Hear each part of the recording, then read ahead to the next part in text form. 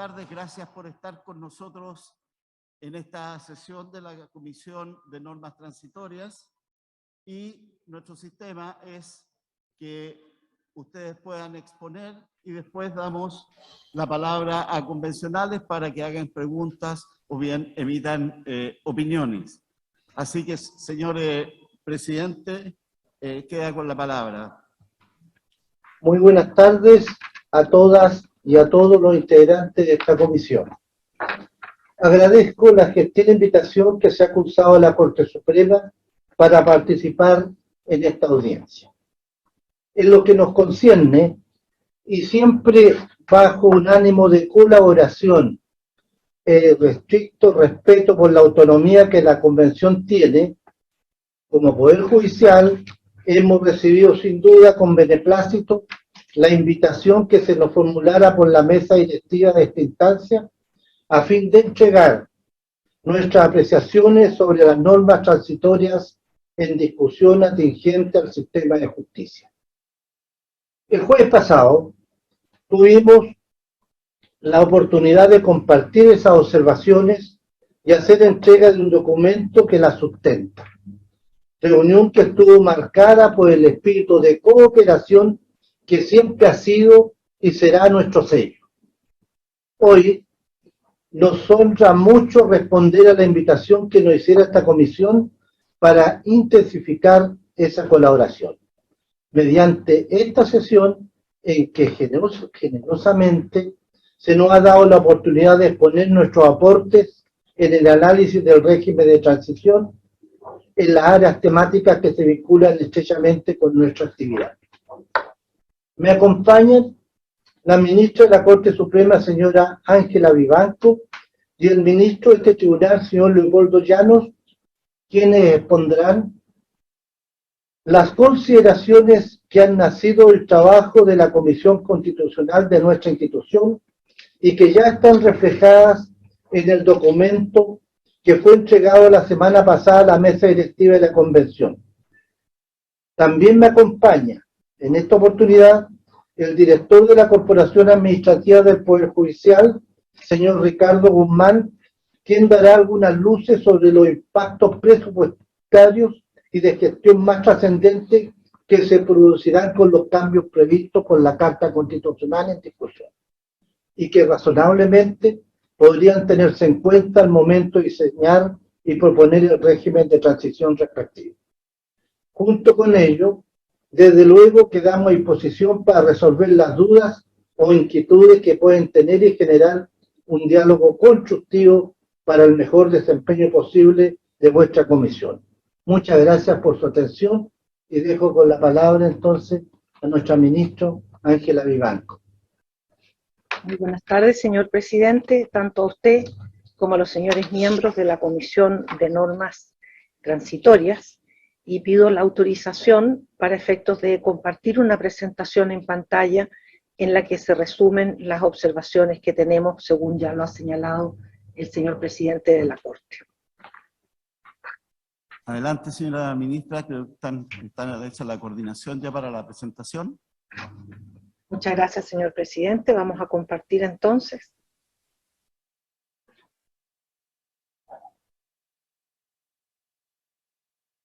¿Se ve bien? Sí, se ve.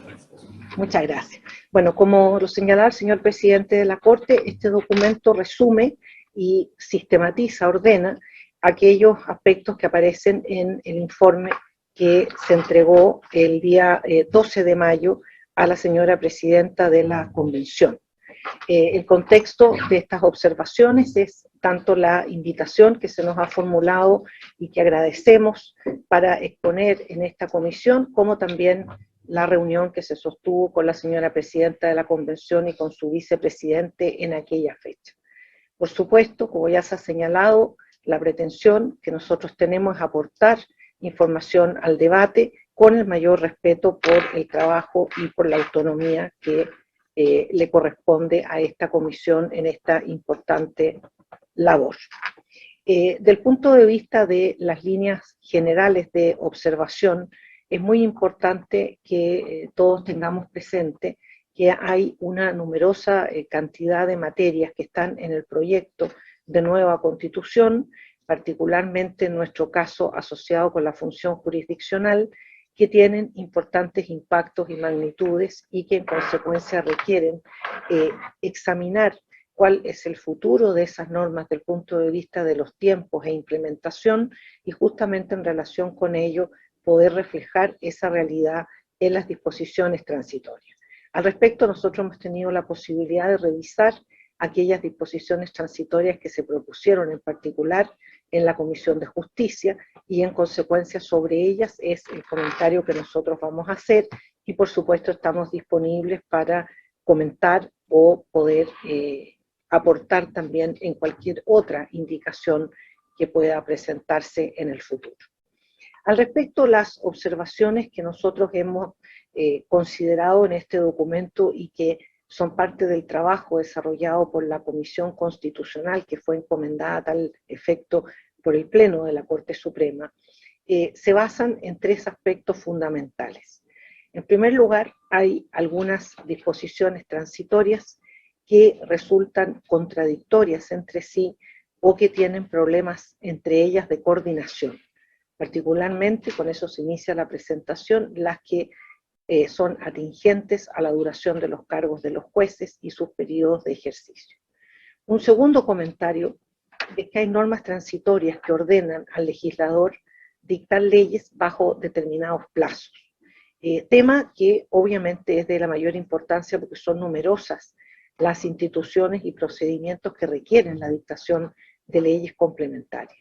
Pero en específico, en estos casos, los tiempos de tramitación legislativa pueden ser bastante extensos y en consecuencia fijarles plazos podría significar una dificultad en cuanto a la aplicación de la normativa correspondiente e incluso dificultades de carácter interpretativo, como por ejemplo, como lo vamos a explicar un poco más al detalle más adelante, considerar que deriva del no cumplimiento de esos plazos, algunos que son bastante exiguos, que pudiera considerarse la caducidad de esas normas. Por último, hay algunas normas transitorias que nosotros consideramos que más bien son propias de una regulación permanente, como es el caso de la justicia militar. Y además se añaden otras que crean procedimientos especiales en etapa de transición que son de muy compleja implementación. Por ejemplo, el tema de utilizar el procedimiento de juicio sumario para los contenciosos, siendo de ese punto de vista más apropiado mantener la actual regulación mientras que no se dicten las normas necesarias para llegar a una modificación sustantiva, como la Constitución lo considera. A continuación vamos a ofrecer algún detalle de lo que hemos dicho del punto de vista de las observaciones puntuales. Yo voy a ver una parte de la presentación y posteriormente va a seguir con ella el ministro don Leopoldo Llanos. En primer lugar, como lo adelantábamos, en materia de cesación de juezas y jueces, tenemos en primer término las disposiciones transitorias número 12, 13 y 14, que regulan la manera de aplicar el nuevo estatuto de término de funciones a quienes se encuentran desempeñando la función jurisdiccional a la época de entrada de la nueva Constitución. Nos referimos a la norma relativa a los 70 años. Y sobre esto debemos señalar que estas tres disposiciones son diversas entre sí, siendo más restrictivas del punto de vista de la protección, la número 12 y 13, y encontrándose la tercera, que es la 14 transitoria, considerada de un modo más idóneo, porque no solamente abarca la situación de jueces y juezas, sino que también de los miembros del escalafón primario y también a los jueces de policía local, estableciendo entonces una regla de mayor igualdad que de este punto de vista es deseable. Posteriormente, la disposición transitoria 17, que se refiere a, en específico a la constitucional, que es una duración de 14 años, se establece en su inciso primero que esta norma entrará en vigor dentro del plazo de 120 días contados de la entrada en vigencia de la Constitución, agregando que las vacantes de las juezas y jueces que cesen en el cargo por su virtud serán nombrados por el Consejo de la Justicia, que es el órgano nuevo que asume el gobierno judicial. Sin embargo, esa norma del inciso primero, en la disposición transitoria 17, resulta contradictoria tanto con el inciso segundo del mismo artículo, como también se aplicará el tope de los 70 años, ni de los 14 años en el caso de los miembros de la Corte Suprema, a quienes sean miembros del escalafón primario del Poder Judicial a la fecha de entrada en vigencia de la Constitución. En consecuencia, allí se presenta una disparidad entre las normas que rigen esta parte, incluso dentro de una norma en cuestión, se produce esa disparidad entre un inciso y los siguientes. Ahora, nosotros hemos sido muy enfáticos en cuanto a considerar la necesidad de disposiciones transitorias adecuadas en esta materia. Sin que existan estas disposiciones transitorias, se producirán considerables y sucesivas vacancias en el corto plazo, que van a afectar sin duda el servicio judicial desde la perspectiva no solamente.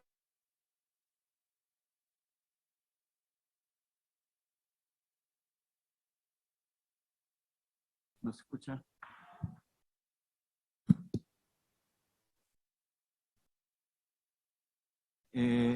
Perdón. ¿Qué dice?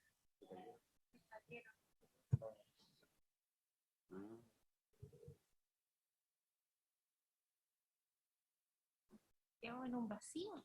Sí.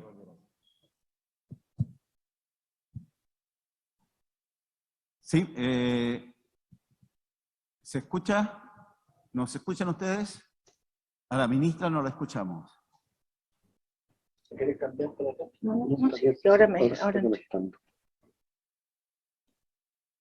ahí me están dejando. ¿Ahora sí? Sí, disculpe, señor presidente, había quedado fuera, por eso no me veía. Ok, podemos continuar entonces, si puede repetir la última parte, porque ahí fue cuando se perdió la conexión. Voy a volver a compartir pantallas. Perfecto.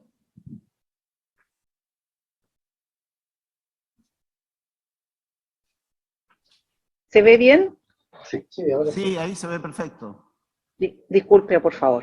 No. Bueno, como decíamos nosotros, hemos sido bastante enfáticos en considerar la necesidad de que existan disposiciones transitorias en esta materia, porque de otra forma, se producirían considerables y sucesivas vacancias a corto plazo en la continuidad del servicio judicial, lo cual representa no solamente un problema por las vacantes mismas, sino también la dificultad de reponerlas y, por supuesto, la situación que significa una cantidad masiva de reemplazos, postulaciones, concursos, etcétera, que, por cierto, genera un problema de mayor envergadura del punto de vista de la Administración de Justicia.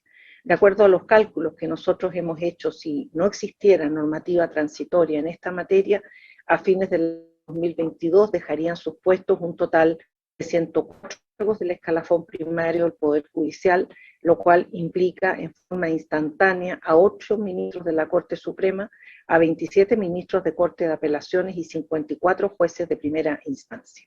Desde ese punto de vista, obviamente que la provisión de vacantes sería extraordinariamente compleja, y además porque se exige para el ingreso que sean egresados de la Academia Judicial, lo cual prácticamente significaría que no se daría abasto para poder resolver esa problemática.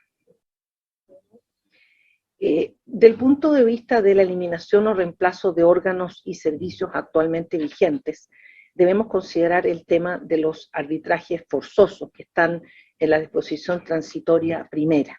Esta norma aborda las situaciones intermedias en materia arbitral, a diferencia de otras disposiciones aprobadas en general. En esta se mantienen vigentes los estatutos aplicables a la entrada en vigencia de la nueva Constitución hasta la dictación de las normas adecuatorias respectivas, lo cual debiera, ¿no es cierto?, ser la fórmula más adecuada desde este punto de vista para efectos de que no haya una interrupción del sistema y, por supuesto, de aquellas fórmulas, ¿no es cierto?, que son de arbitraje forzoso en la actualidad.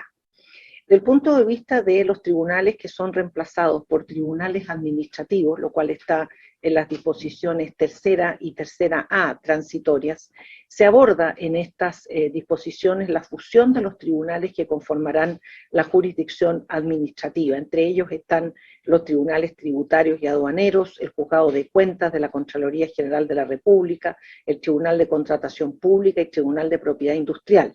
Sin embargo, lo hacen de un modo distinto. Uno regula el deber de unificar los procedimientos y el otro no, y ambos regulan el traspaso de los integrantes y funcionarios de estos tribunales de un modo diverso. Es decir, aquí también encontramos normas que no condicen, ¿cierto?, su redacción y lo que resulta mandatorio entre sí.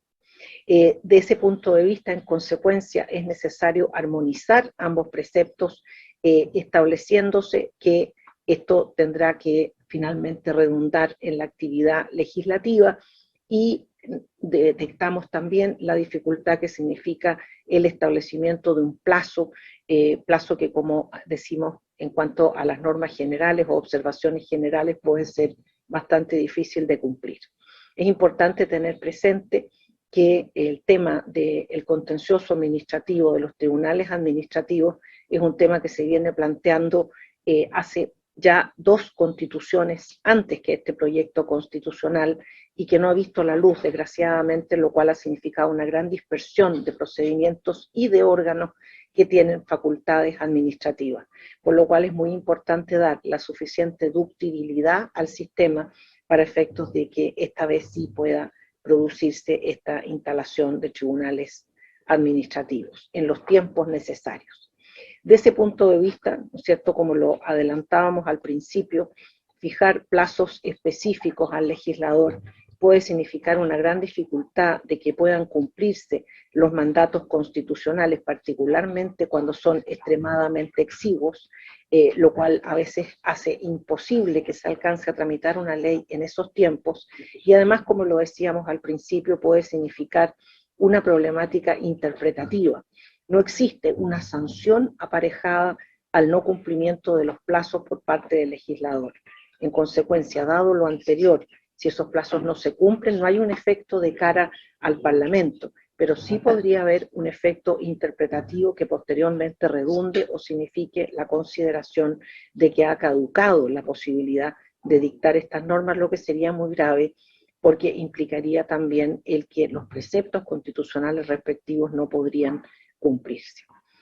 En lo que respecta al Tribunal Constitucional y a su sucesor, que es el órgano que se ha venido a llamar Corte Constitucional, que implica las disposiciones transitorias 9D, 9D y 9E, debemos decir que el hecho de comentar estas normas por nuestra parte no se corresponde a que nosotros seamos incumbentes directamente con lo que se refiere a estos órganos especializados de justicia constitucional, sino que sí es un tema que resulta importante, puesto que, como es sabido, las sentencias del Tribunal Constitucional tienen incidencia en las sentencias de la justicia ordinaria, y de ese punto de vista es especialmente importante que siga existiendo esa relación y que esa relación siga operando de una manera que no entrave ese proceso. Las normas que hemos mencionado abordan la instalación prácticamente inmediata de la Corte Constitucional, así como la duración en el cargo de sus primeros miembros. Se regula también la situación de las causas que estuvieran radicadas en el Tribunal Constitucional a la época de entrada en vigencia de la Constitución, y se señala que seguirán siendo tramitadas por dicho tribunal hasta su término, sin exceder el plazo que va a significar el tema de la instalación constitucional misma. Pero sin embargo, estas normas dejan abiertas a nuestro juicio 2 dudas. En primer lugar, se indica como tope para sustanciar las causas por el Tribunal Constitucional hasta la fecha en que deba instalarse como máximo la nueva Corte Constitucional, pero debiera agregarse como hipótesis de término el caso en que la nueva Corte resultara instalada con al menos 2/3 de sus miembros antes de ese plazo. Por otra parte, no aparece regulada la hipótesis de los requerimientos que sean presentados entre la entrada en vigencia de la Constitución y la instalación de la Corte Constitucional, dado los tiempos que, como hemos dicho, significa las tramitaciones de las normativas correspondientes e incluso el nombramiento de los respectivos miembros. por lo cual resultaría un complejo escenario que no hubiera tribunal competente para conocer de los requerimientos, particularmente de lo que hoy es y conocemos como la inaplicabilidad. Luego viene un capítulo que refiere a las acciones constitucionales, que obviamente es un tema que al Poder Judicial le resulta especialmente importante, porque como es también de todos sabido, muchos de los derechos constitucionales encuentran una aplicación y una protección efectiva justamente gracias a estas acciones cautelares, particularmente en lo que se refiere a lo que podríamos llamar el Estado social. El Estado social en la Constitución del 80 está muy poco desarrollado y muy frágilmente desarrollado, y lo que se ha obtenido de ese punto de vista en temas de salud, en temas de educación y tantos otros, ha sido justamente por una jurisprudencia poderosa, interpretativa de las Cortes en los 32 años que llevamos de régimen democrático. La disposición transitoria número 32 fija un plazo legislador para regular la acción de tutela de derechos fundamentales, acción que es la heredera del recurso de protección. Sin embargo, ese plazo es un plazo brevísimo de solamente 3 meses, tema que, como ya lo hemos dicho, puede entrabarse enormemente si no existe, ¿no es cierto?, la posibilidad de que esas normas se dicten con la rapidez que se pretende.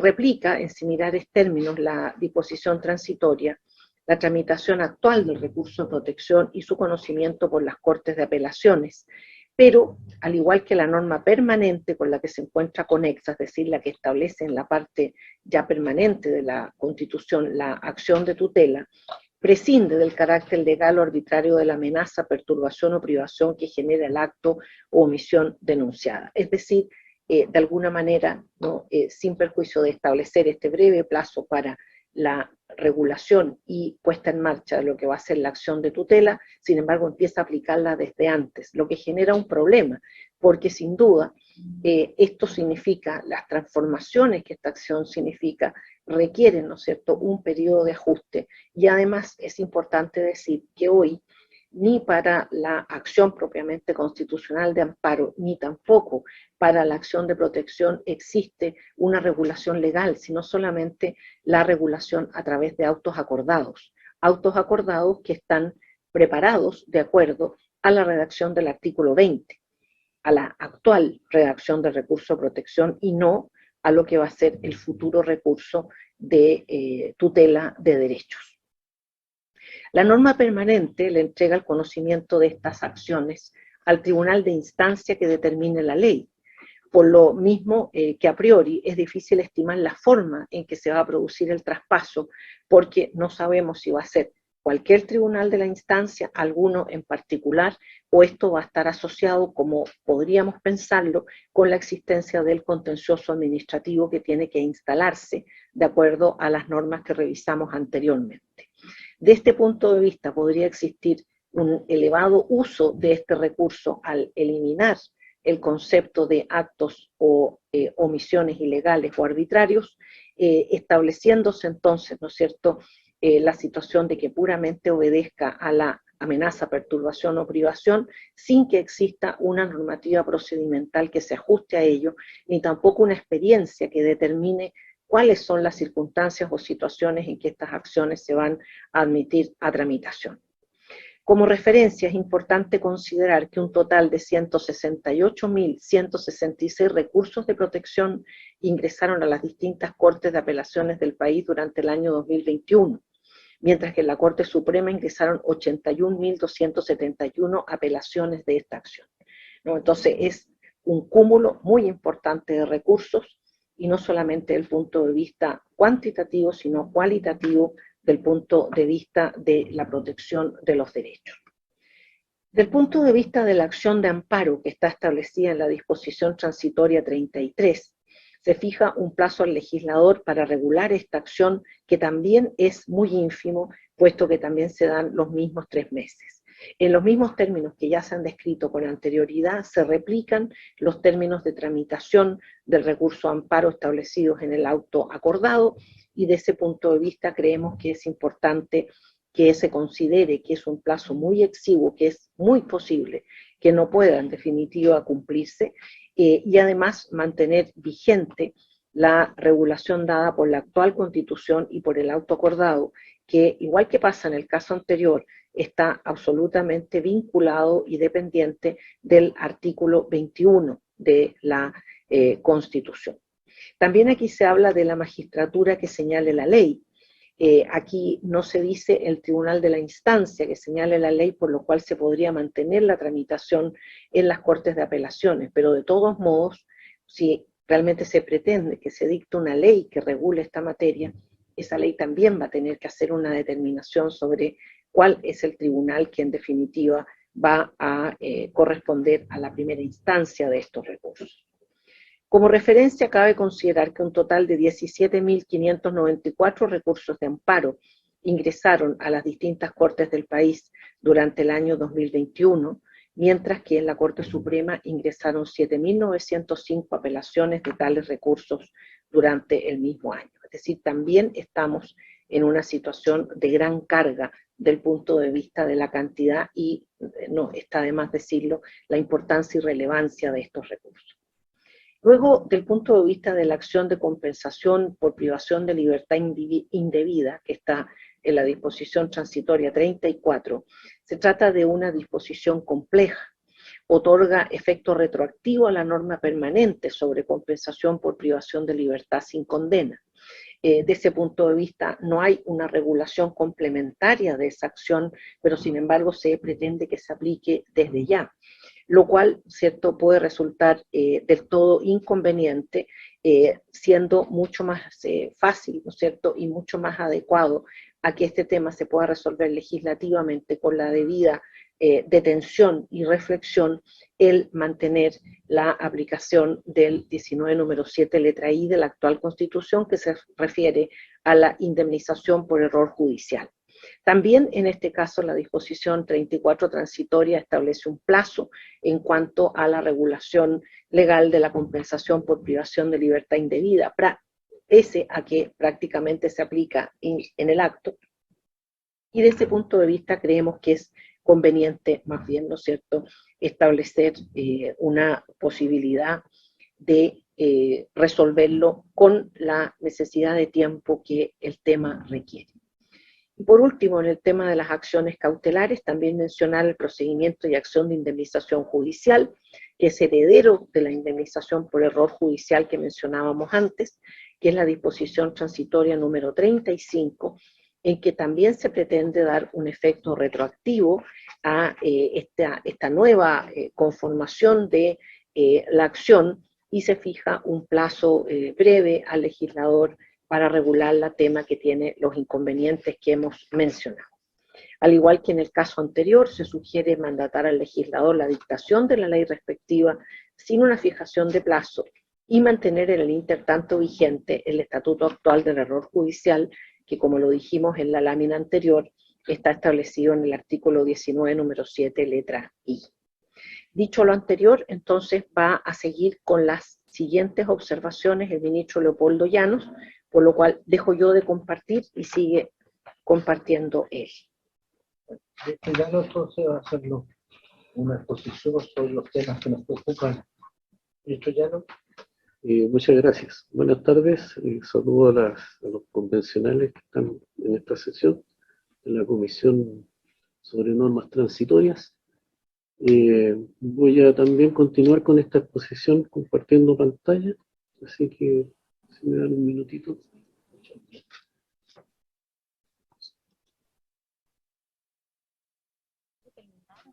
No. Ah, no sé. Vale, todavía no. Está preparando una presentación.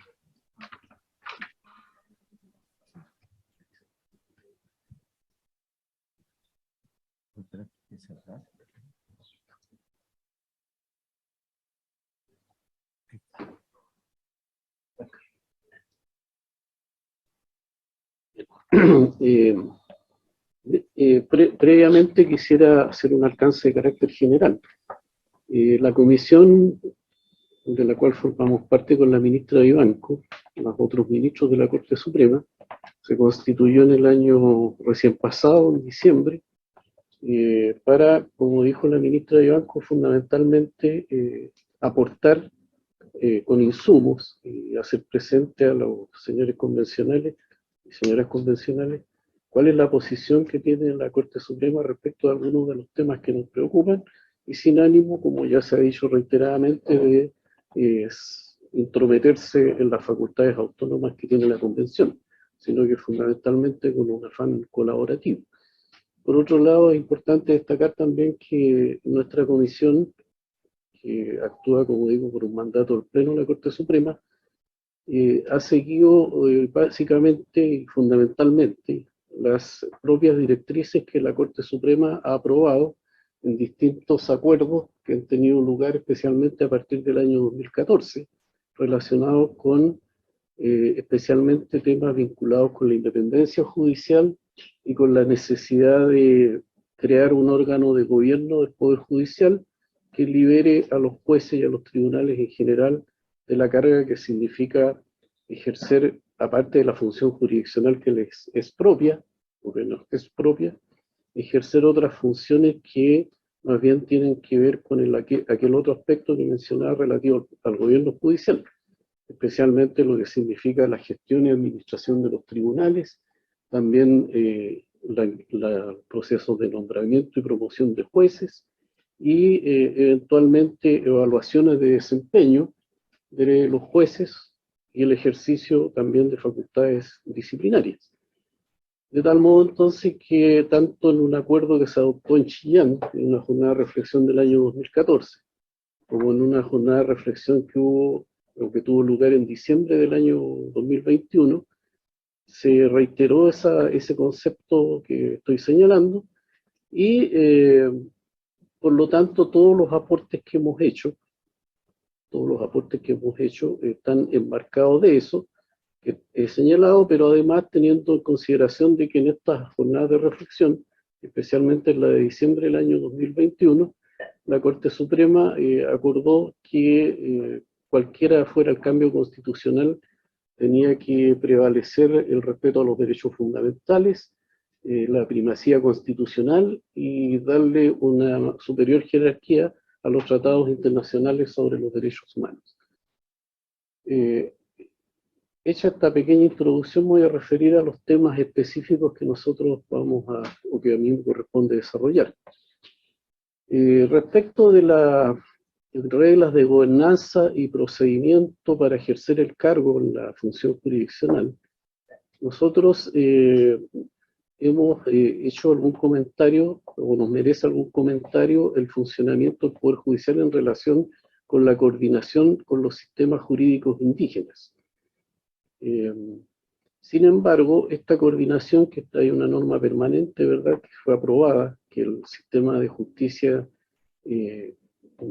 por decirlo ordinario, tiene que coordinarse con los sistemas jurídicos indígenas, no quedó con una norma transitoria aprobada por la Comisión de Justicia.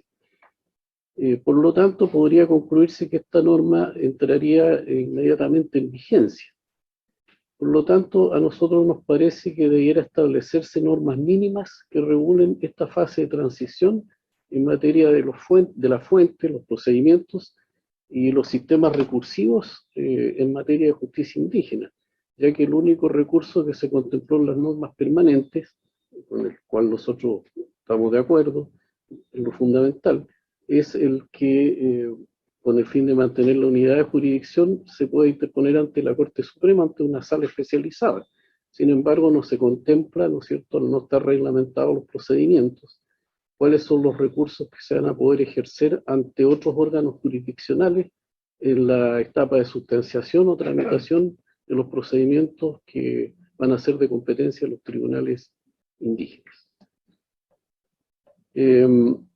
Respecto de la de la disposición transitoria, aquí voy a pasar a otro tema. Hay una disposición transitoria que se refiere también, y también vinculada con la unidad de jurisdicción, que se refiere a la jurisdicción penal militar, que es la disposición transitoria número 11.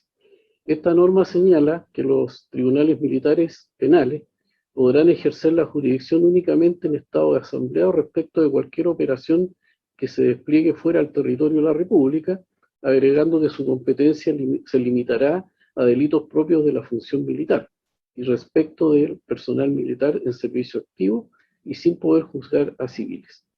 Esta norma o esta disposición, la verdad que pensamos que se contrapone con la naturaleza provisoria que han de tener las reglas transitorias y también puede producir algunos problemas interpretativos a futuro con otros preceptos constitucionales, sin perjuicio de que debe tenerse presente además de que la justicia militar que está actualmente en funcionamiento y que depende jerárquicamente de la Corte Suprema y de las Cortes, de la Corte Suprema, bien digo, conoce infinidad de procesos sin que exista una disposición transitoria que regule esa situación. Entre esos procesos, como ejemplo, los numerosos procesos que lleva la ministra Romy Rutherford vinculados con algunos delitos que se imputan a miembros del ejército. De tal modo entonces que esto hace necesario que existan normas transitorias también sobre esa materia, sobre esa etapa de transición, sin perjuicio, como dije anteriormente, de que esta disposición transitoria más bien tendría el carácter de permanente. Y que se considere también de que en la reglamentación actual, el artículo 5 del Código Orgánico de Tribunales contempla, que no tengo duda que también va a ser modificado, pero contempla actualmente que la justicia militar en tiempos de paz está formando parte de los tribunales que forman parte del Poder Judicial y está sujeta a la superintendencia de la Corte Suprema. También es necesario señalar de que el artículo 5 del Código de Justicia Militar actual, que se refiere en general a las causas sobre delitos militares y establece las competencias en materia de justicia militar, establece una competencia amplia, ¿no es cierto? Y evidentemente que va a requerir también algunas modificaciones importantes, si es que se mantiene la justicia militar así como está concebida actualmente.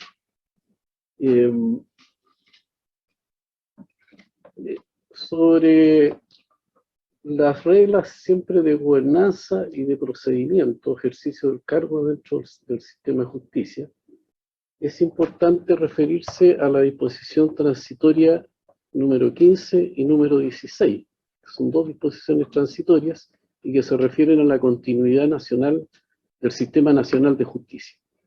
La transitoria número 5 señala que mientras no se dicten las disposiciones que se dé cumplimiento a lo prescrito en la Constitución, seguirán rigiendo las leyes o reglamentos actualmente en vigor, salvo derogación expresa. Esta norma nos parece que es fundamental para la continuidad del servicio judicial, ya que se refiere a las normas orgánicas, procedimentales y de fondo aplicables. Por lo tanto, no nos merece mayores observaciones. En cuanto a la transitoria número 16, que regula en forma ya más específica lo que se denomina la ultraactividad de las normas orgánicas y procesales atingentes al sistema de justicia, esta norma también nos parece adecuada en cuanto permite cumplir dos propósitos importantes. En primer lugar, da continuidad a las reglas orgánicas y procesales que permiten el funcionamiento y desarrollo de las actuaciones de los tribunales mientras se van dictando las leyes respectivas. Esta validez es amplia y no solo se aplica a las reglas legales, sino que también a las reglas reglamentarias dictadas por las propias Cortes. Me refiero a los autos acordados, instrucciones y ordenanzas que emanan de los tribunales de justicia en ejercicio de sus facultades económicas. Hace pervivir las funciones, esta disposición transitoria, hace pervivir las funciones no jurisdiccionales del Poder Judicial, en tanto no se instale el Consejo de la Justicia que lo administre, que administre el sistema de justicia. En todo caso, el segundo inciso de la norma transitoria, que señala específicamente, mientras no se dicte la ley del Consejo de la Justicia, las Cortes de Apelación y la Corte Suprema seguirán ejerciendo las funciones directivas, correccionales y económicas, y tanto el nombramiento como los requisitos de elegibilidad de jueces y juezas se sujetarán a las normas legales en vigor. Esta norma podría ser más precisa en orden a señalar que estas facultades de las Cortes terminan cuando el Consejo de la Justicia entre en funciones, lo que es distinto a señalar como aparece en la norma transitoria cuando se dicte la ley respectiva. O sea que existe una diferencia, ¿verdad?, que sabemos entre lo que es la dictación de una ley, su promulgación y posteriormente su publicación y entrada en vigencia. También esta disposición transitoria número 16 da validez a las normas orgánicas y procesales en todo aquello que no se oponga a la presente Constitución, requisito que no está incluido en la norma de ultraactividad general de la disposición transitoria número 15 que comentábamos precedentemente. Esa condición podría traer aparejada un cuestionamiento a la validez de las normas anteriores, porque podría estimarse que existe una suerte de derogación tácita y un número no menor de requerimientos de inaplicabilidad con inconstitucionalidad en los procesos no arreglados por la ley antigua. Y también de inaplicabilidad general. No solamente me refiero a la inaplicabilidad por inconstitucionalidad. Este es un tema que pensamos que debe ser visto o analizado quizás por la Comisión de Disposiciones Transitorias, y dejamos planteado el tema. En cuanto a los procesos administrativos que establecen las disposiciones transitorias número 18 y 18A. Estas disposiciones transitorias regulan la etapa intermedia de los contenciosos administrativos, en tanto no se produzca la fusión de los tribunales que actualmente ejercen esa función, que se refería a ello también la ministra Vivanco. Sin embargo, en la disposición transitoria número 18A se establece una progresividad en la instalación de los tribunales contenciosos administrativos, fijando un plazo de 2 años al legislador para la dictación de la ley respectiva, reiterándose sobre esto la inconveniencia de fijar un término acotado y taxativo al legislador, en las razones que ya señaló la ministra Vivanco. Pero en lo sustantivo, ambos artículos regulan la tramitación y competencia para el conocimiento de los contenciosos generales, que no cuenten con procedimientos especiales ante los distintos tribunales administrativos que van a fusionarse y que se aplicaría en la etapa intermedia, entregando dicha competencia a los jueces con competencia civil sometidas a las reglas de un juicio sumario. Estimamos que es complejo establecer un régimen de transición en la competencia a los procedimientos contenciosos generales que son de conocimiento actualmente de la justicia ordinaria, y por otra parte, aunque se desprende de la norma, pareciera pertinente explicar que los asuntos que cuentan con contenciosos especiales seguirán radicados en los tribunales especiales existentes hasta que se produzca el proceso de fusión. Dicho lo anterior, podría sugerirse, se sugiere, una norma transitoria que establezca que durante esta etapa intermedia los asuntos sometidos a procedimientos contenciosos generales o especiales seguirán siendo conocidos por los tribunales ordinarios hasta su total tramitación, hasta su conclusión, mientras que los asuntos contenciosos especiales harán lo propio respecto de los asuntos de su competencia hasta que se produzca la fusión y regulación específica de su destino por la ley respectiva.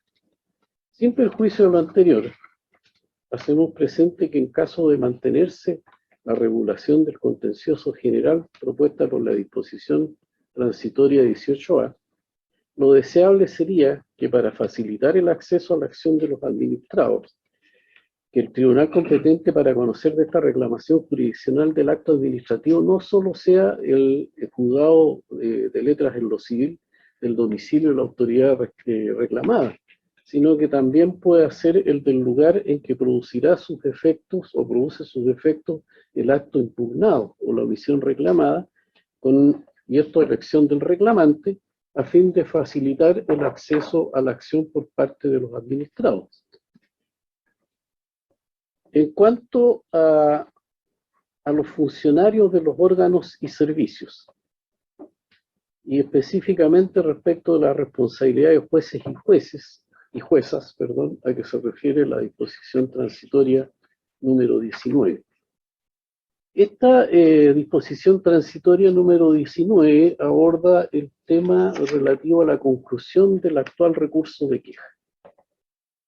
Dado el término de las facultades directivas, correccionales y económicas de los tribunales de justicia, o de los tribunales que formarán parte del sistema de justicia, el recurso de queja es un recurso que decaerá o que quedará sin efecto, que será derogado con la nueva Constitución.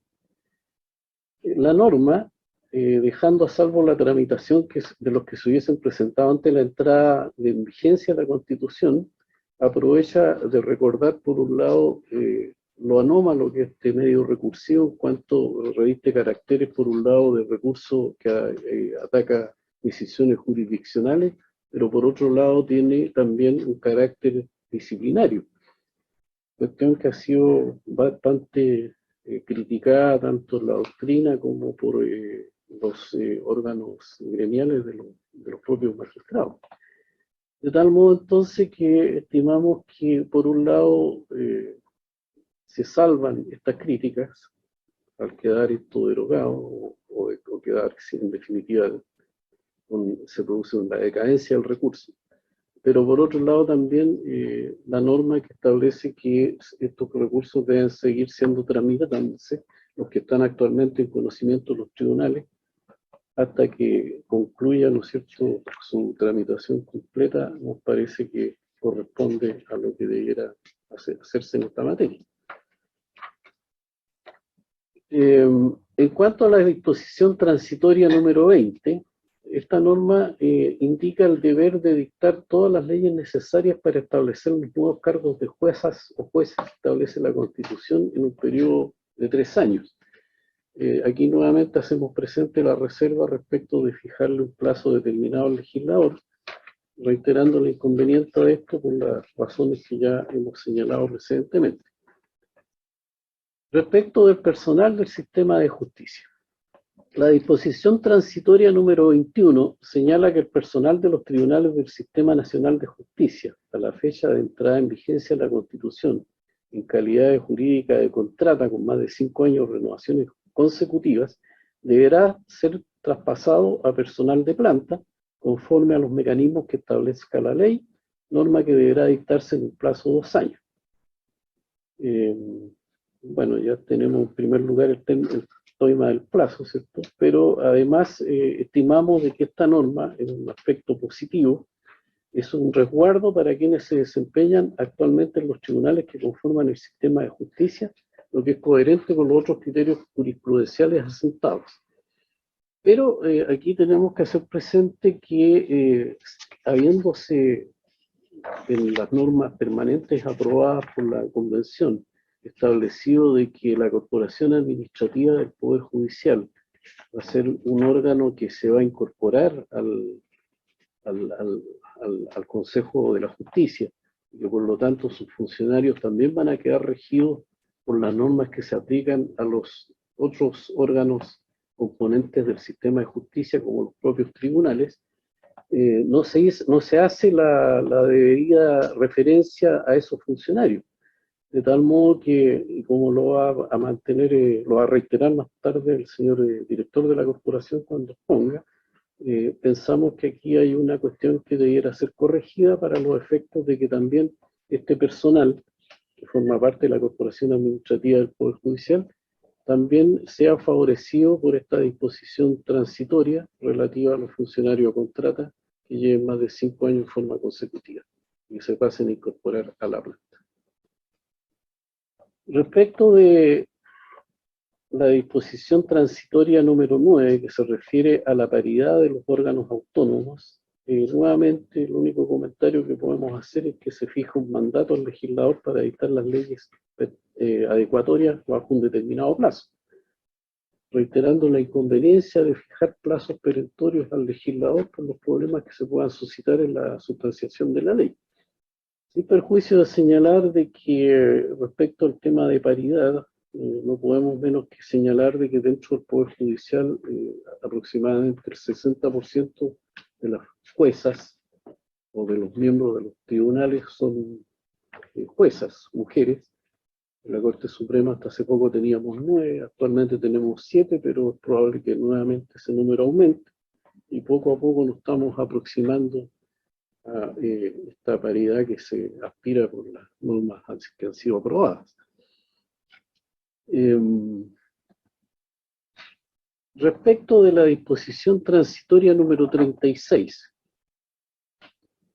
se considera que esta norma es adecuada, ya que en forma simple difiere la entrada en vigencia de las normas constitucionales, de tal manera entonces que no vamos a hacer mayores comentarios, además que es coherente con la norma transitoria número 15, en cuanto se dictan las disposiciones que den cumplimiento a lo prescrito en la nueva Carta Constitucional, rigiendo los preceptos legales y reglamentarios actualmente en vigor, salvo derogación expresa.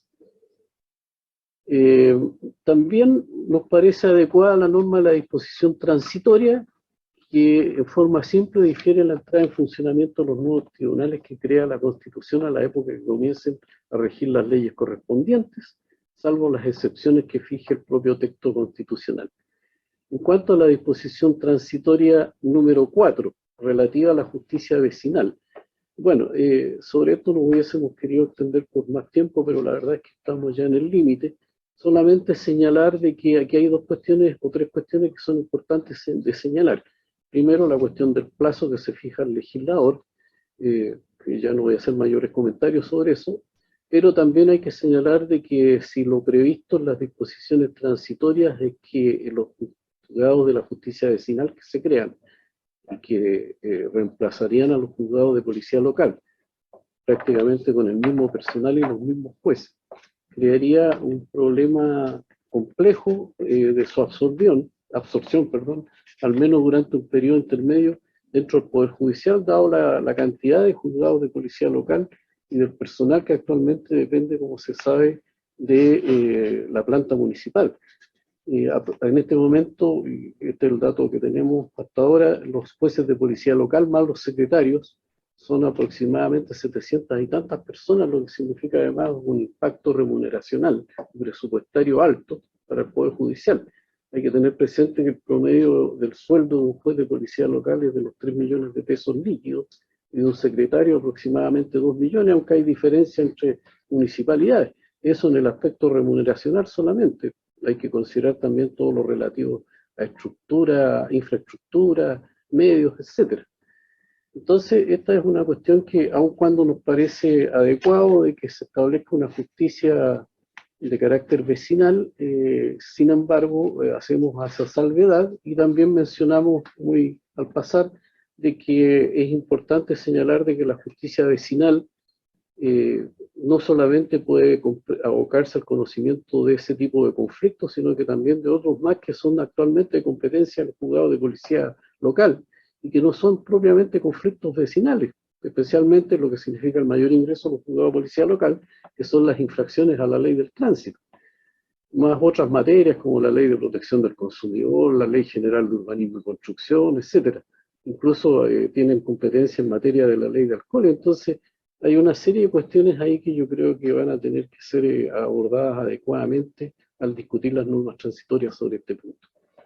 Y por último, en relación con el Consejo de la Justicia, que se refiere en la disposición transitoria número 41, aparte del tema del plazo nuevamente que se fija el legislador, hay que tener en cuenta que acá habrá que hacer un esfuerzo institucional que especialmente tendrá que abordar y será de cargo de la Corporación Administrativa del Poder Judicial, a que tendrán que entregársele las herramientas legales correspondientes y presupuestarias para ello. Toda vez que en primer lugar se establece un nivel de desconcentración, es decir, habrán organismos regionales que también representarán o cumplirán algunas de las funciones del Consejo de la Justicia en regiones. También tendrá que hacerse una estimación del soporte para el funcionamiento del servicio y del funcionamiento del Consejo Nacional de la Justicia, el levantamiento de la orgánica actual de la corporación para su adecuación a las nuevas funciones anteriormente referidas, proyectar las necesidades que harán posible a la Corporación Administrativa del Poder Judicial cumplir con ese cometido, y por último deberán incorporarse todos los datos estadísticos necesarios respecto de aquellas causas que va a conocer finalmente el sistema de justicia. Bueno, agradezco, señor coordinador, la paciencia de haberme escuchado. Con esto concluyo mi exposición. Muchas gracias. Ahora Muchas nos va a hacer gracias. exposición el al señor director de la Corporación Administrativa del Poder Judicial, don Ricardo Guzmán. Agradecemos al presidente de la Corte Suprema, don Juan Eduardo Fuentes, a la ministra señora Ángela Vivanco y al ministro don Leopoldo Llanos. Tengo entendido que hay una presentación de la Corporación Administrativa del Poder Judicial del señor Ricardo Guzmán. Dado los tiempos que tenemos, por favor, le pido en 10 minutos poder hacernos la exposición de los temas centrales que preocupan a la Corporación Administrativa del Poder Judicial, para pasar luego a las preguntas y a las opiniones de los integrantes de la comisión. Señor Guzmán, adelante. Muchas gracias, señor presidente. Voy a compartir una presentación que tengo. Me voy a ceñir al tiempo que se me ha concedido como corporación administrativa. Por lo tanto, voy a hacer la presentación. Ya imagino que ya se está viendo todo lo que es esta presentación. Perfecto. Ya. Bueno, soy Ricardo Guzmán, director de la Corporación Administrativa, señor presidente, y en nombre de la institución que dirijo y de todos los funcionarios que la componen, agradezco profundamente esta invitación a esta Comisión de Normas Transitorias, a esta sesión que versa sobre las medidas necesarias a adoptar para la adecuada implementación de las reformas que en materia de sistema de justicia ha aprobado la Convención Constitucional. Así que los agradecimientos a usted y a todos los integrantes. Para colocar en el contexto de la Corporación Administrativa, la propuesta transitoria 41 de la Unidad Temática Consejo de Justicia establece que dentro del plazo de 2 años desde la entrada en vigencia de esta Constitución, deberá dictarse la ley sobre el Consejo de Justicia. Para todos los efectos se entenderá que el Consejo de la Justicia es el continuador legal y sucesor de todos los bienes, derechos y obligaciones de, entre otras, la Corporación Administrativa del Poder Judicial. Y aquí aparece la Corporación Administrativa del Poder Judicial. A las comisiones han asistido representantes de asociaciones, han asistido, digamos, otros personeros, pero recién la Corporación Administrativa tiene la oportunidad de decir qué es lo que es y qué es lo que hace, para entender también cuál es el impacto que estas normas transitorias van a tener en todo lo que es el trabajo administrativo que realiza esta corporación. Señalar que la Corporación Administrativa, como cualquier corporación, está regida por un Consejo Superior que es dirigido por 5 ministros de la Corte Suprema. Existe una dirección que la detenta quien está hablando, una subdirección que se encarga de los aspectos operativos de recursos humanos, finanzas, de planificación, de control de gestión, de la infraestructura. Nosotros nos construimos los propios tribunales, de informática y de computación. No somos una unidad que estamos apareciendo ahora. Somos la continuadora legal de la Junta de Servicios Judiciales y de la Oficina de Presupuesto. Tenemos 32 años de funcionamiento al servicio de las personas, entregando un servicio a los tribunales para que a través de los tribunales se entregue un servicio de excelencia a las personas. Somos responsables, de acuerdo al actual Código Orgánico de Tribunales, de la administración de la totalidad de los recursos humanos, financieros, tecnológicos y materiales para el funcionamiento del Poder Judicial. Nuestro trabajo es un trabajo netamente administrativo. Y tenemos oficinas repartidas en todo Chile. Tenemos oficinas en Santiago y en 17 administraciones zonales desde Arica a Punta Arenas, mediante el cual se ejerce todo este trabajo administrativo para el Poder Judicial. Sigamos poniendo en contexto, el Poder Judicial son aproximadamente 14.900 personas y la Corporación Administrativa somos 1.140 funcionarios. Representamos un poco, casi cercano al 8% del total de personas de la corporación. Si nosotros vemos cómo aparece el trabajo administrativo y la separación que existe entre lo que es lo administrativo y lo jurisdiccional, ¿ya?, debemos entender de que, como datos relevantes, en el funcionamiento del Poder Judicial ingresan diariamente más de 400.000 documentos. Y esto los menciono, y estos datos los voy mencionando para ir viendo los impactos que esto va a generar. Se ingresan más de 400.000 documentos diarios, documentos que deben ser ingresados, clasificados y puestos en forma inmediata a disposición de la ciudadanía para su consulta. La corporación procesa más de 103.000 resoluciones diarias que ejercen los jueces, también poniéndolos inmediatamente a disposición de la ciudadanía. Solamente durante el año pasado, por canales remotos, efectuamos un total de más de 870.000 atenciones a usuarios. Y esto nos da cuenta no de la cantidad, sino de lo que hace la corporación administrativa y el impacto en sus sistemas tecnológicos. Al Poder Judicial han ingresado más de 11 millones de causas en los últimos 4 años, y el año 2021 efectuamos casi 1.700.000 audiencias remotas. Hoy día estamos realizando aproximadamente 600.000 audiencias que se realizan tanto en formato híbrido como en formato presencial. Pero esto no se hace en forma automática. Esto lo hace la corporación a través de sus distintos departamentos.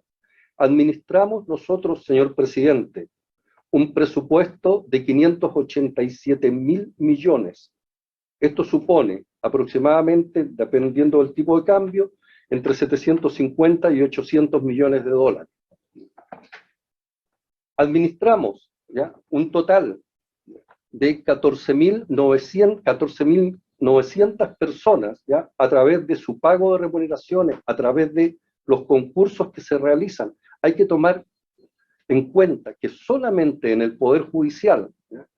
Se realizan 17.000 concursos anuales se han realizado. Y las postulaciones que hemos tenido nosotros ¿ya? Durante el año 2021 fueron de 175.000 postulaciones. Postulaciones que se realizan las entrevistas, que se realizan todo lo que tiene que ver la evaluación del conocimiento, evaluaciones de todo lo que son habilidades y destrezas. ¿ya? Se realizan las evaluaciones psicolaborales. En materia informática, por nombrar algunos temas, ¿ya? Tenemos un sistema unificado de tramitación de causas que nos va a poder posibilitar ¿ya? Todo lo que es la integración de este sistema al sistema de justicia. Tenemos un uptime de conectividad de más del 99,9%. ¿ya? Tenemos una oficina judicial virtual, como lo conocen los señores abogados que litigan en el Poder Judicial, que funciona a las 24 horas, los 7 días de la semana, y desde cualquier lugar del mundo. Tenemos una infraestructura, porque nosotros construimos nuestros propios tribunales, de más de 42 proyectos en etapa de diseño y construcción, y un plan de inversiones quinquenales por más de 300.000 millones. Y esto está priorizado por polinomios, ¿ya? No solamente, digamos, por la opinión de una u otra persona, sino por polinomios que son aceptados tanto en organismos internacionales como en el mismo Ministerio de Obras Públicas. Tenemos modelos de eficiencia energética. ¿ya? Hemos mantenido la continuidad operacional del Poder Judicial durante todo este tiempo, especialmente en los tiempos de emergencia sanitaria. Y también estamos orientados a todo lo que es la sustentabilidad y el acceso de todo lo que es nuestra construcción, el acceso, los convenios de reciclaje, etc. ¿Por qué planteo esto? Porque la corporación administrativa ¿ya? Ha tenido desde su fundación experiencia en la implementación de reformas. Y esto que estamos viendo del Consejo de Justicia lo consideramos la gran reforma que podemos enfrentar como corporación. Nosotros ya el año 2000 enfrentamos la ley 19.665, la reforma procesal penal, que fue todo un éxito. Implementamos todo lo que es la tramitación electrónica, la reforma mediante la ley 19.685 a los sistemas de justicia de familia. Se estableció todo lo que es la ley de tramitación digital y el funcionamiento de elementos como la oficina judicial virtual. Pero paralelo a eso, nos fuimos preocupando de ir interconectándonos con diversos servicios y entidades públicas que le permitieran a la ciudadanía estar en forma concentrada y a través de un solo mecanismo acceder a diferentes tipos de servicios judiciales. La nueva Constitución es un reto para lo que es la corporación administrativa, en su parte, como dice su nombre, administrativa. La nueva Constitución contempla prácticamente 86 artículos. Las unidades judiciales que nosotros hoy día tenemos son 488 tribunales de primera instancia, 45 unidades de apoyos a tribunales, 17 cortes de apelaciones, Corte Suprema, ¿ya? Y Corporación Administrativa. En una mirada a lo que es la nueva Constitución, pasaríamos de estos 448 o más tribunales y unidades que he nombrado a un total de 915 unidades judiciales.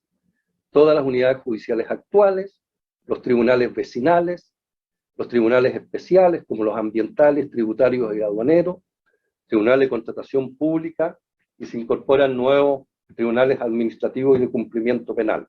Esto significa un reto en materia de personal, que obviamente, digamos, la corporación está calibrada para atender lo que es hoy día el Poder Judicial, y por lo tanto visualizamos, y así entendemos, digamos, que es la visión del órgano legislador, que esto va a significar traspaso de personal, va a significar aumentos de dotación.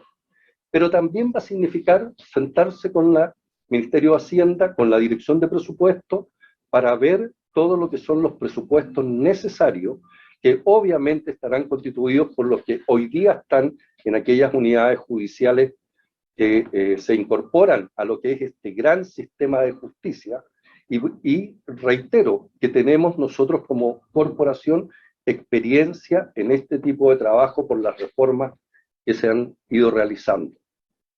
Y aquí engancho con lo que planteaba recientemente el ministro Llano.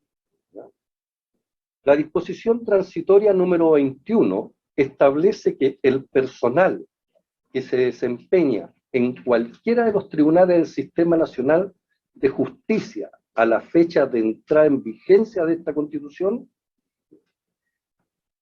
en calidad jurídica de contrata con más de 5 años de renovaciones consecutivas, deberá ser traspasado a personal de planta, conforme a los mecanismos que establezca la ley, la cual deberá dictarse en un plazo de 2 años. Aquí quiero tener una especial consideración. He leído como director atentamente la documentación que a esta Comisión de Normas Transitorias ha hecho llegar la Asociación Nacional de Funcionarios de la Corporación.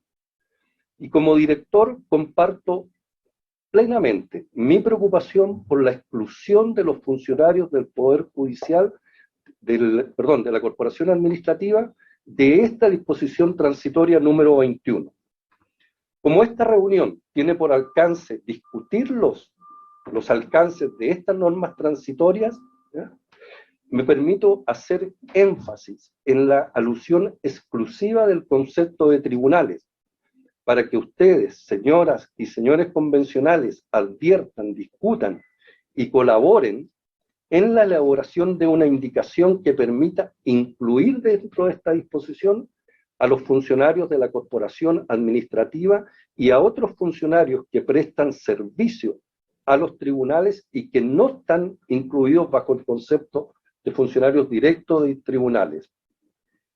Digo esto porque los funcionarios de la corporación hoy día, de acuerdo al Código 513 del Código Orgánico de Tribunales, se rigen por las mismas normas reglamentarias aplicables a los empleados del Poder Judicial.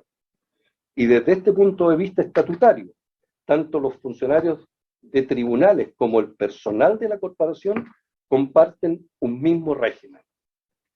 Solamente quiero señalar de que los datos hablan por sí solos.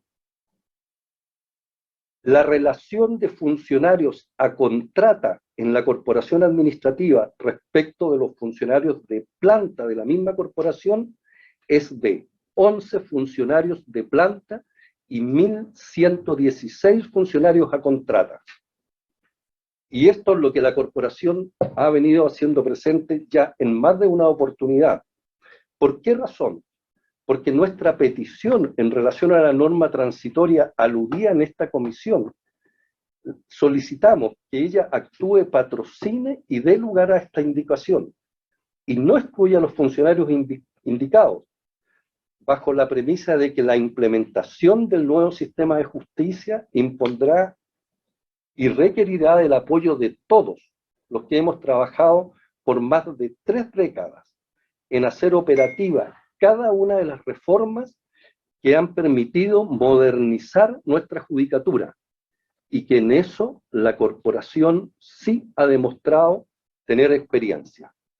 Por lo tanto, quiero, dado el tiempo que se me ha dado, agradecer la atención e instar nuevamente por el apoyo que esta indicación resulta relevante para la tranquilidad, para el desarrollo y para los desafíos que esta corporación espera enfrentar y llevar adelante en buena forma. Muchas gracias, señor presidente. Muchas gracias, Ricardo, por su exposición. Señor presidente, quedamos a su disposición para algún tipo de preguntas que los señores convencionales tienen que ser procedentes en esta oportunidad.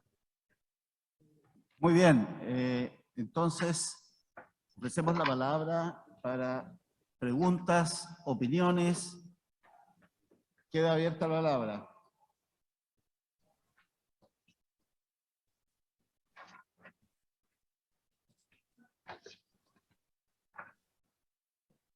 Convencional, Tomás Laibe.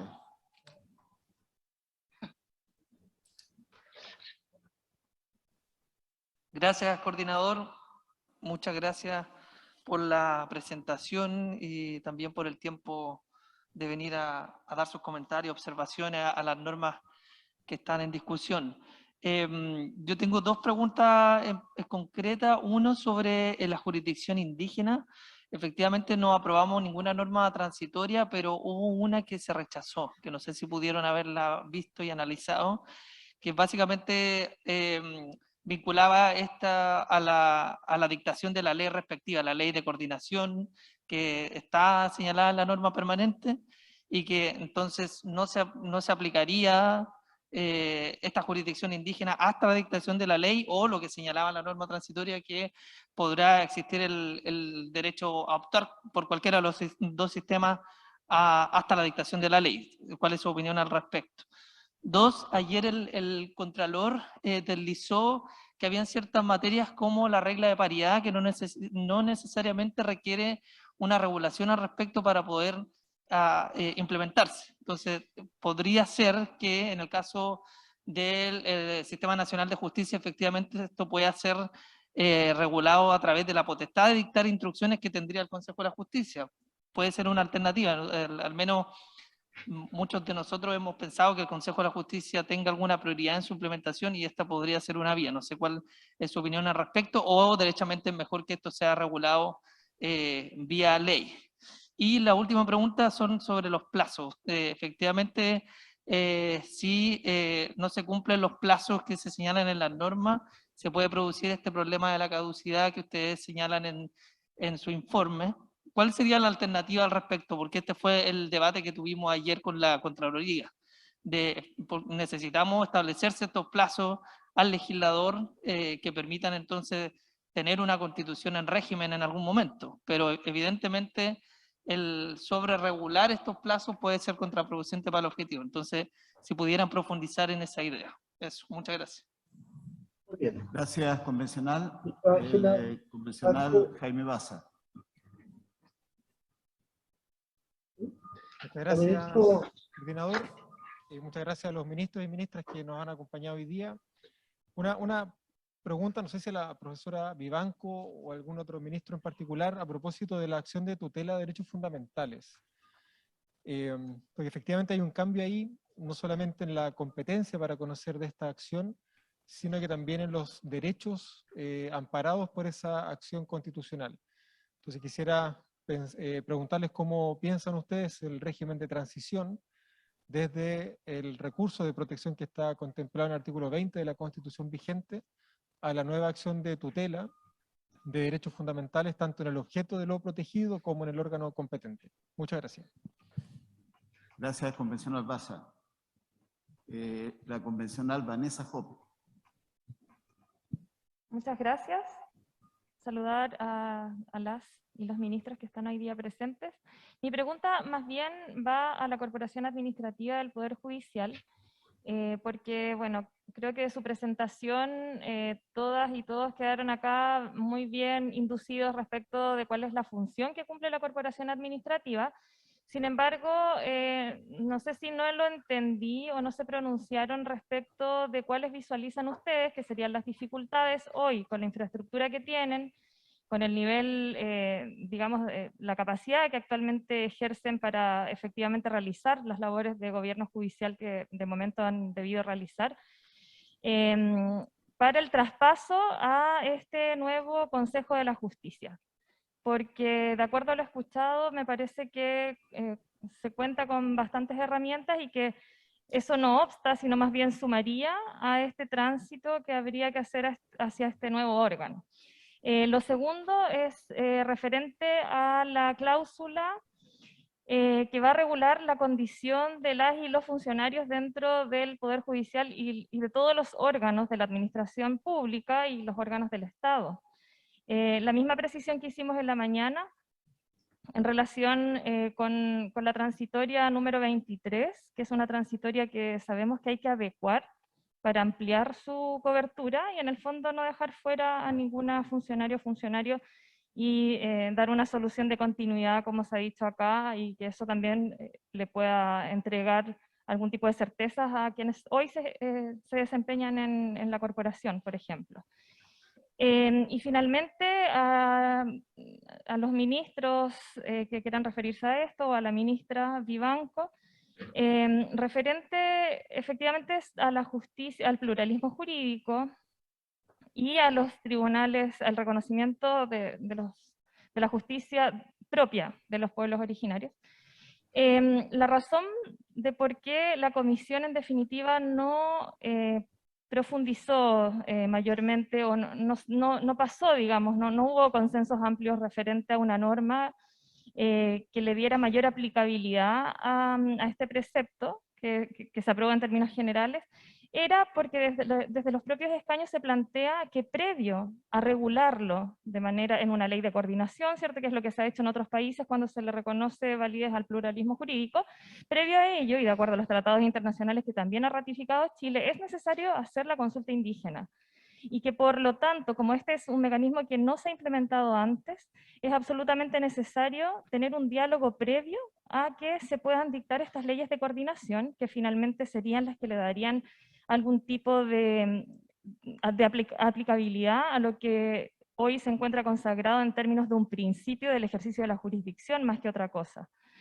Y en ese sentido, claro, Tomás ya hizo una pregunta al respecto, yo también estoy, digamos, con ganas de conocer cuál es la visión que ustedes tienen de cómo les parece que sería la mejor forma de dejarlo resuelto, o si, por el contrario, que es la opinión que yo comparto con las y los constituyentes de escaños reservados de nuestra comisión, habría que primero dar ese diálogo y hacer la correspondiente consulta indígena antes de tomar determinaciones de ese tipo. Muchas gracias. Gracias, convencional Vanessa Hoppe. ¿Alguien más? Entonces, damos la palabra al señor presidente de la Corte Suprema o a quien determinen para dar sus opiniones o respuestas a estas preguntas. Adelante. Muchas gracias, la ministra, la señora Ángela Vivanco, que me hizo exposición sobre los temas que nos convocan. Tiene la palabra para dar respuesta a algunas de las interrogantes de los señores convencionales. Bueno, agradecemos en primer lugar las preguntas de los señores convencionales y vamos a tratar de resumir las respuestas. En primer lugar, en el tema de la justicia indígena, creo que es importante que nosotros tengamos presente que aquí hay dos planos. Hay un plano que, como lo han mencionado los señores convencionales, tiene que ver con la coordinación con la justicia común y corriente, llamémosla de ese modo, la justicia ordinaria, que es un tema que tiene que ver con la vía recursiva, y también con la normativa que se va a aplicar en esa vía recursiva, porque lo único que está definido es que la unificación va a depender de la decisión de la Corte Suprema, pero hay una etapa anterior que tiene que ver con la definición de lo que podríamos llamar los grandes principios de la justicia indígena, que tiene que ver con las fuentes, cuáles fuentes se van a aplicar y cómo podrán ser conocidas, quiénes son efectivamente las autoridades que van a desarrollar la justicia indígena, porque se habla de autoridades, pero no se define específicamente qué, a quiénes se va a aplicar la justicia indígena y si esto va a significar una distribución desde el punto de vista de comunidades, regiones, zonas, y del punto de vista de las etnias, cómo va a ser esa distribución. Y un tema que es especialmente importante si esto va a ser una jurisdicción obligatoria o voluntaria, puesto que muchos de estos casos no solamente involucran a personas de una etnia determinada, sino de distintas etnias o de personas que no pertenecen específicamente a ninguna. Y de ese punto de vista, ello tiene una relación muy poderosa con la definición de las materias sobre las cuales va a resolver y tener competencia la justicia indígena. Entonces, habiendo dos planos, un plano sustantivo y un plano que es procedimental, pareciera ser que las definiciones sustantivas debieran tomarse primero para luego poder, con esa base, establecer cuáles son las coordinaciones con el sistema de justicia ordinario, y en la parte sustantiva, por supuesto que corresponderá a la consulta y, como lo decía la convencional que hizo la consulta, el diálogo con las distintas comunidades, puesto que según nosotros lo visualizamos, no hay un solo modelo, sino modelos diversos. Y de ese punto de vista es muy importante definir esto antes. Yo creo que son dos pasos, que eso tiene que ser considerado también en la parte transitoria, y que eso también, por supuesto, incluye el diálogo en cuanto a que esta sea una posición de justicia indígena que deje satisfechas, ¿no es cierto?, a las costumbres ancestrales y las tradiciones de todos aquellos que van a acceder a ese sistema de justicia. El tema de la dictación de la ley, ¿no? Como lo decíamos al principio, no hay ninguna posibilidad de establecer ningún tipo infraccional ni sanción, porque las leyes no se practican en un tiempo determinado. Normalmente el mandato constitucional llega solamente hasta la dictación de la ley. Deberá dictarse una ley que regulará estas materias. Es muy difícil desde ese punto de vista establecer plazos, y en consecuencia es más recomendable asociar la vigencia de las normas a la dictación de leyes, y que en definitiva el tema de cuánto se demoran las leyes tenga que ver más bien con los acuerdos y tenga que ver más bien con las apreciaciones que se hagan en la perspectiva política, social, etcétera, en cuanto a la importancia de que si la Constitución es aprobada, esa Constitución pueda implementarse. Nos parece que lo contrario podría dar el efecto indeseado de que los plazos no se cumplan y, como lo decíamos antes, que en definitiva opere una caducidad o que los temas queden en el olvido, como sucedió justamente con el contencioso administrativo en dos constituciones anteriores. De ese punto de vista es más importante la voluntad de legislar más que establecer normas mandatorias de legislar en la parte transitoria, sin perjuicio, por supuesto, de que se pueda hacer una estimación de los tiempos según, por cierto, las respectivas complejidades. Respecto del tema de la paridad, debemos tener presente que una cosa es la operación de la paridad y otra es los significados que tiene la paridad. Porque la paridad, por una parte, significa el reconocimiento de una plena igualdad, ¿no es cierto?, desde el punto de vista del género. Pero por otro lado, la existencia de criterios de paridad significa que hay una serie de restricciones eventuales a postulaciones o a designaciones de personas que no dan el criterio de la paridad, en otras palabras, que pertenecen al sexo contrario en relación con aquel que se trata de establecer en equilibrio con el otro. Y esto, por supuesto, que significa finalmente no solo un fortalecimiento de los derechos de quienes van a encontrar una mayor igualdad en el trato, sino que también una restricción en la postulación y en la designación de aquellos que son supernumerarios a ese criterio de paridad. Esos aspectos necesariamente son legales. El aspecto de cómo implementar luego, ¿no es cierto?, en procesos eleccionarios y otros, el detalle operativo, por supuesto que puede tratarse de normas de carácter administrativo, pero el principio mismo de qué es lo que efectivamente significa paridad a los efectos que estamos hablando y cómo podría significar restricciones o limitaciones desde la perspectiva de los postulantes o personas que pueden ser designadas en un cargo, es una materia que influye o afecta a los derechos, y de ese punto de vista es una materia de ley.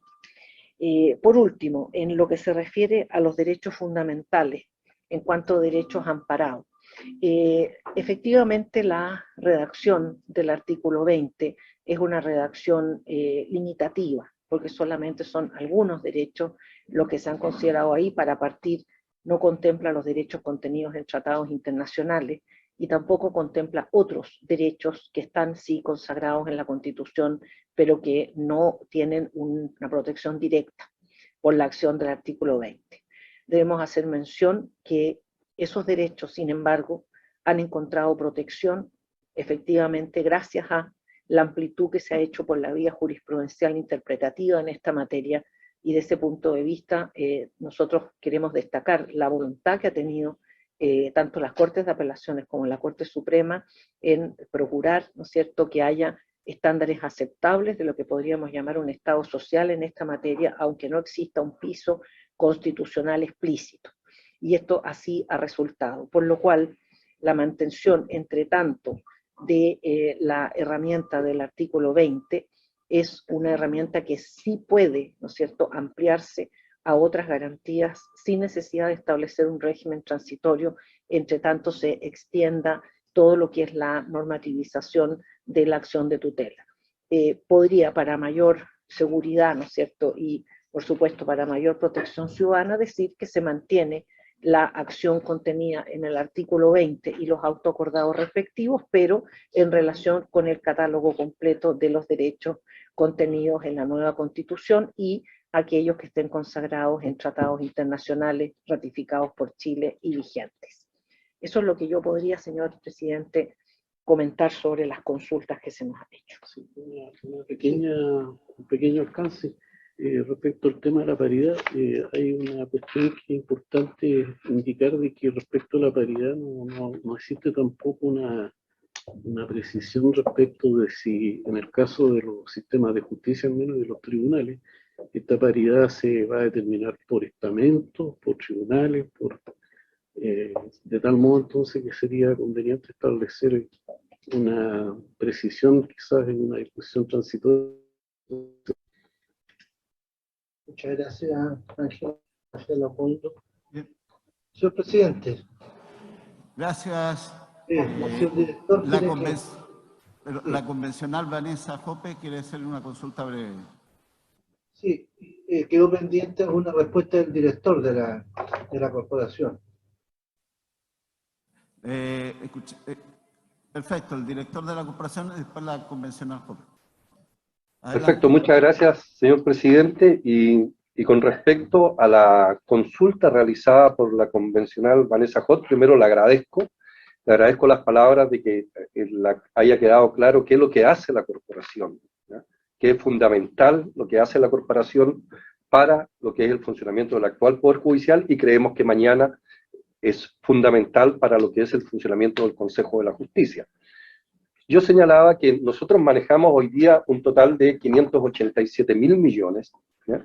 Y tenemos un porcentaje de ejecución, uno de los más altos de la nación, que es un 99,6% de ejecución. Ahora, estos presupuestos que nosotros tenemos es para administrar la actual situación de los tribunales, ¿ya?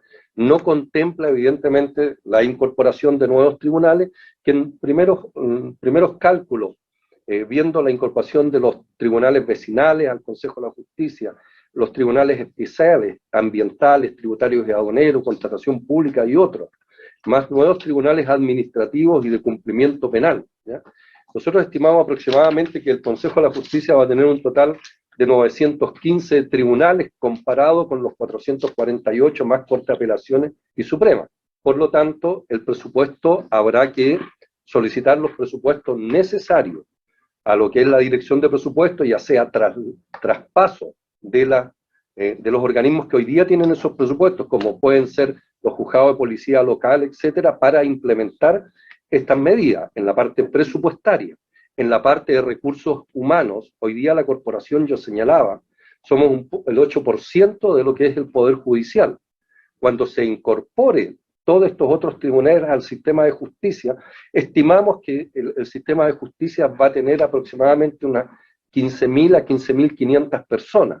Por lo tanto, la cantidad de personal, nosotros creemos que se tiene que ver incrementada, y eso, de acuerdo a las leyes que se vayan aprobando en forma específica, me imagino que van a ser consideradas. En la parte presupuestaria, me imagino, digamos, que la DIPRES y el Ministerio de Hacienda entenderán, digamos, cuál es el proceso que se está viendo para hacer todo lo que es el traspaso financiero que corresponda. ¿Ya? Visualizamos un importante aumento del presupuesto a manejar, un aumento en todo lo que son las dotaciones. Y más allá de estos dos aspectos que son fundamentales, también visualizamos que los sistemas computacionales que permiten integrar el sistema de justicia deberán ser reforzados. Esto, a los que evidentemente todos ustedes manejan los títulos presupuestarios, nos va a implicar directamente como Consejo de Justicia, ¿cierto? Impacto en los subtítulos 21 recursos humanos, 22 de servicios, 29 e infraestructura. ¿Por qué? Porque los planes de infraestructura hoy día que tiene la corporación hacen frente a las necesidades que tiene el Poder Judicial. El Consejo de la Justicia, siendo más amplio de lo que es el concepto del Poder Judicial en cuanto a unidades, ¿ya? Requiere evidentemente un trato especial, como lo ha señalado la convencional, y son puntos que en la implementación de este Consejo de la Justicia tendrán que ir viéndose adecuadamente. Muchas gracias, señor presidente. Muchas gracias por la explicación. Convencional Jope. Sí, disculpe, quisiera hacer una precisión respecto de la norma de democracia paritaria, solo para dejar cerrado el tema también de la integración paritaria. Y esto más bien a la y a los ministros de la Corte Suprema, porque el inciso segundo del artículo segundo establece una forma clara de cómo va a operar la integración paritaria. Y si bien es cierto que probablemente sea necesaria una ley que regule no solo la integración paritaria, sino que dé lugar también a lo que es el inciso tercero, cuando se señala que deberán adoptarse medidas para la representación de diversidades y disidencias de género a través del mecanismo que establezca la ley. Ahí está claro que es necesaria una ley. Pero referente a la integración paritaria, el mandato al Estado es claro. Y lo que dice la norma es que todos los órganos colegiados del Estado, los órganos autónomos constitucionales y los órganos superiores y directivos de la administración, así como los directorios de las empresas públicas y semipúblicas, es decir, todos, deberán tener una composición paritaria. Y la norma es absolutamente autoexplicativa, por cuanto dice qué se entiende por paridad. La integración paritaria en este caso está absolutamente definida, porque señala el 50% de sus integrantes al menos deberán ser mujeres. Y eso lo dejo precisado para que no se crea que la norma es ambigua o poco precisa, y que si bien, en efecto, probablemente sea una ley orgánica la que deba definir cómo opera, creo que aquí hay elementos absolutamente claros para también que la paridad no sea una cuestión que deba interpretarse, sino que se deba entender al tenor literal del precepto. Muchas gracias. Muchas gracias, convencional.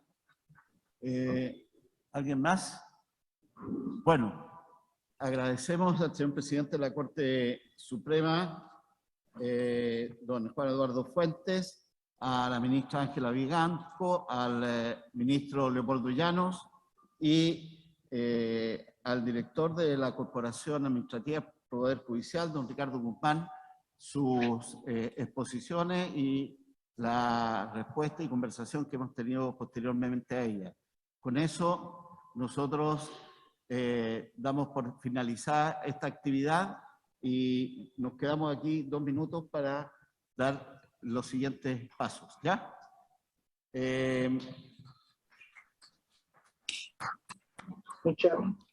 Muchas gracias, señor presidente, por habernos invitado a esta sesión, ¿cierto? Para nosotros es muy importante La comisión, reconocer cuál es el planteamiento del Poder Perdón. Judicial.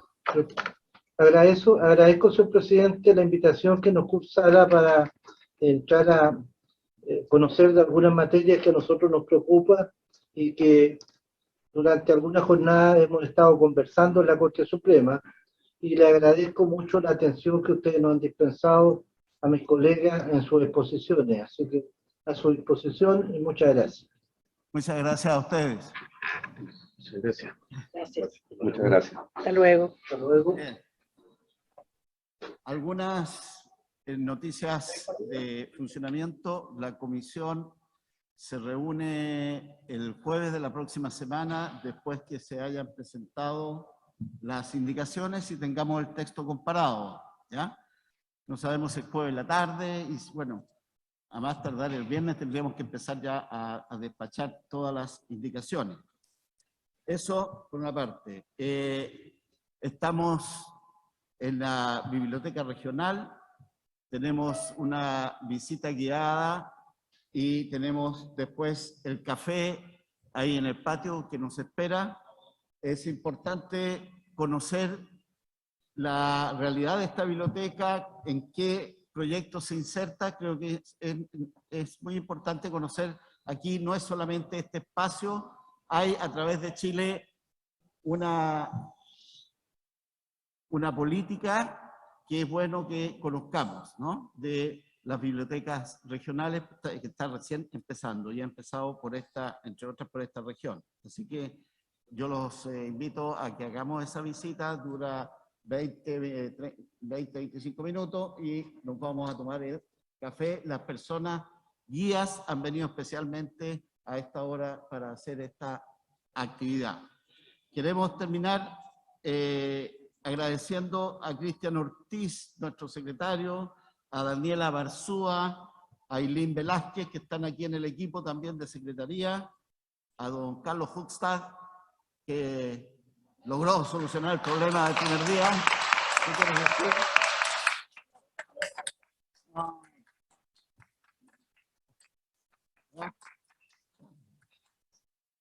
A todas las asesoras y asesores que también han trabajado duro acá en el curso de estas sesiones, ¿verdad?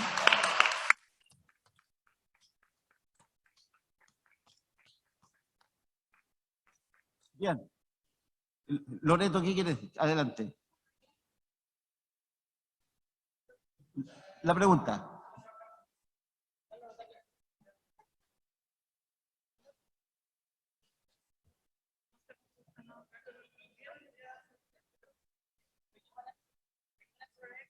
Está silenciado ese lado.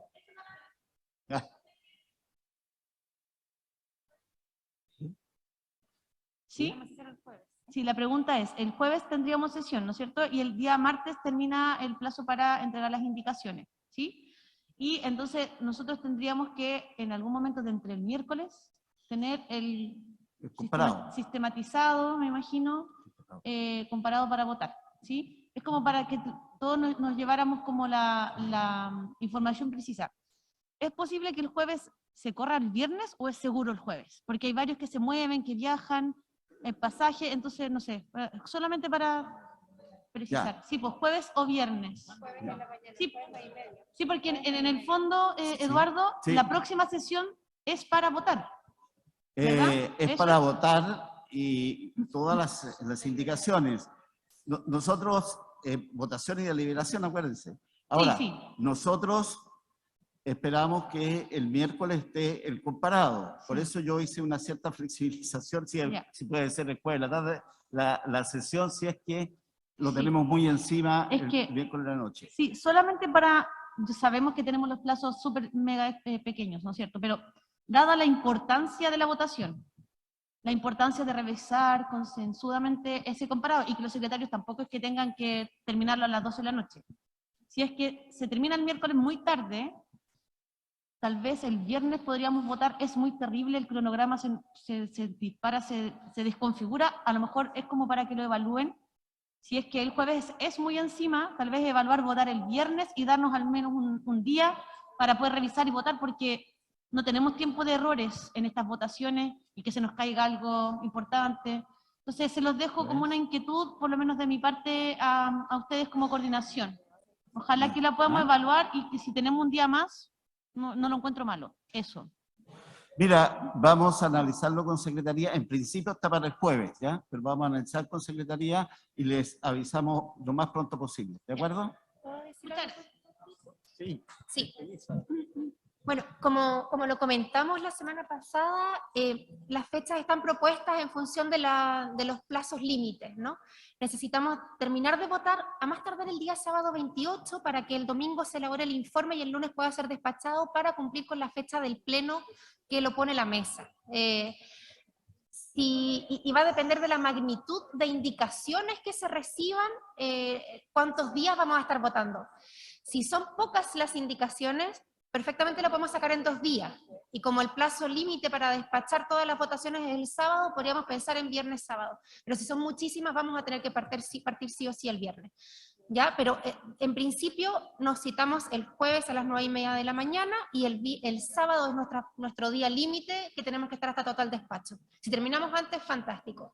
Pero la Secretaría tiene comprometido máximo el día miércoles 25 a las 3 de la tarde para hacernos entrega del comparado para que tengamos al menos toda la tarde para poder estudiarlo y revisarlo con calma, en detalle. ¿Sí? Ok. Bueno, no habiendo más que tratar, se levanta la sesión. Muchas gracias a todos. La visita guiada. La visita, vamos a la visita guiada. ¿Dónde es acá? ¿Dónde es?